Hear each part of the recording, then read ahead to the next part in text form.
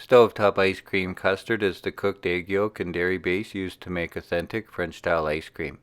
Cooking the mixture on the stove gently thickens the proteins in the egg yolks, creating a smooth, stable ice cream base. This recipe makes 600 milliliters of bourbon whiskey vanilla.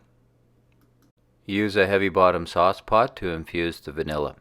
Combine 200 grams high-fat cream, 200 grams whole milk, and a split vanilla bean. Bring to a quick scalding 180 degrees Fahrenheit. Turn off the heat, and for the best vanilla flavor, allow to steep for at least an hour. In a separate bowl, mix 4 egg yolks with 60 grams sugar. Reheat the cream mixture to scalding and slowly temper the eggs, whisking constantly. This prevents the hot cream mixture from scrambling the eggs.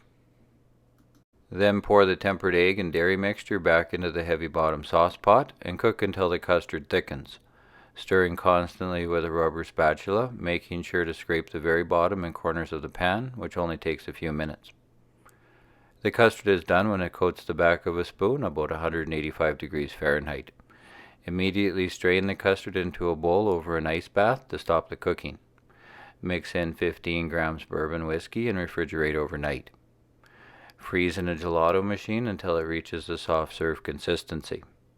Serve directly from the machine or transfer to an airtight container to freeze to your favorite scoopable consistency.